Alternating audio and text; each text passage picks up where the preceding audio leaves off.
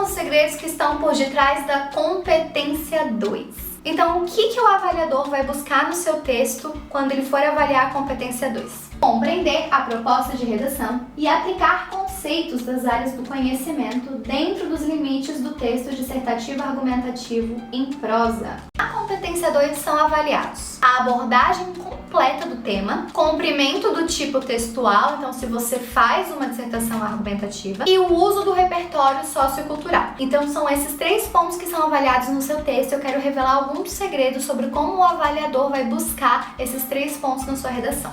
Então, a abordagem completa do tema. O que isso significa? Se no seu texto aparecem todos os elementos do tema. Então, por exemplo, o combate ao racismo no Brasil. Tem que aparecer no seu texto em algum momento a palavra combate, a palavra racismo e a palavra Brasil. Ou você deixa claro no seu texto que aquela situação é vivida no Brasil. Não precisa falar Brasil necessariamente. Como o Enem geralmente traz algum problema da sociedade brasileira, ele já entende que o que você está discutindo é sobre o Brasil. A não ser que fique claro no seu texto que você está falando do Canadá, da Coreia, exclusivamente. Outro exemplo, manipulação do comportamento do usuário a partir do controle de dados na internet. Tem que aparecer manipulação, tem que aparecer controle de dados, tem que aparecer internet. Você usa sinônimos, você usa expressões relacionadas, mas eles precisam aparecer. Comprimento do tipo textual. Então, se você faz um texto dissertativo argumentativo, o que ele vai buscar quando ele vai avaliar isso? Se tem introdução, desenvolvimento e conclusão. Aí um detalhe, alguns candidatos fazem conclusões muito curtas, numa linha, 2 linhas. Isso coloca sua nota na competência 2 lá no nível 2. Você ganha só 80 pontos por ela.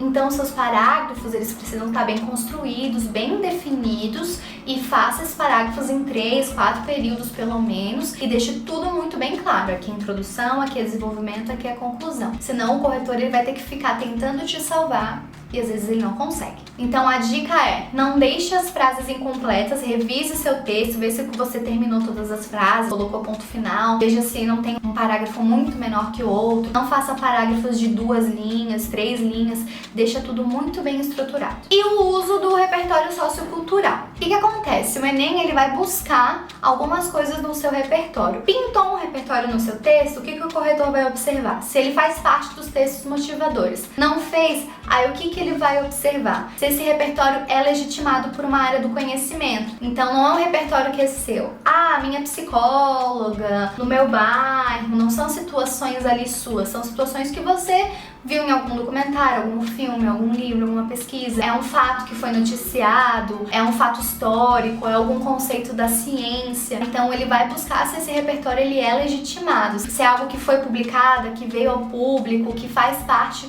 do seu conhecimento, que faz parte da sua cultura. Sendo legitimado, ele vai buscar se esse repertório é pertinente ao tema. Então, o seu repertório, às vezes, ele até faz sentido com a discussão que você propôs, só que ele não traz algum dos elementos do tema. Então, por exemplo, no tema do ano passado, o estigma associado às doenças mentais no Brasil. Para o repertório ser considerado pertinente, ele deveria falar ou sobre doenças mentais ou sobre estigma, né? Sobre preconceito de alguma forma geral. Não sendo sobre esses assuntos, aí ele não era considerado pertinente. Isso não quer dizer que você não possa trazer repertórios que não sejam sobre o tema. Outros repertórios, outras referências podem ajudar a gente na construção da nossa argumentação.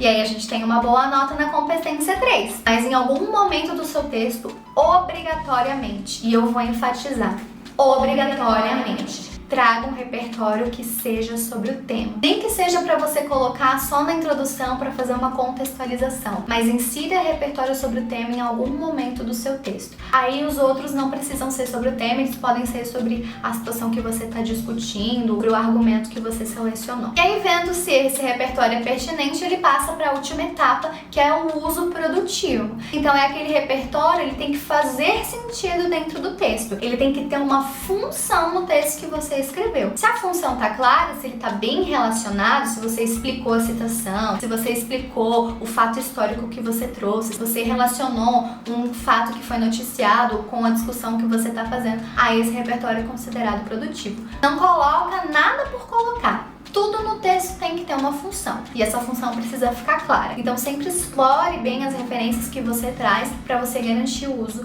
produtivo. Então, resumindo, sobre o uso do repertório, esse é o segredo que eu quero trazer para vocês. Você pode usar repertórios que não sejam sobre o tema se eles vão te ajudar ali na sua argumentação, se eles vão fazer sentido para a discussão que você está propondo. Mas obrigatoriamente você precisa trazer alguma referência que seja sobre um dos elementos do tema. Então, por exemplo, a persistência da violência contra a mulher no Brasil. Você pode trazer uma referência que seja sobre violência ou uma referência que seja sobre a mulher, de uma forma geral. Seriam considerados pertinentes. Então, entenda que para ele ser considerado pertinente, ele tem que contemplar pelo menos um dos elementos do tema. Ele não precisa englobar todo o tema, todo o problema central. Pode pegar um desses elementos e trazer uma referência sobre ele. Aí ele vai ser considerado pertinente.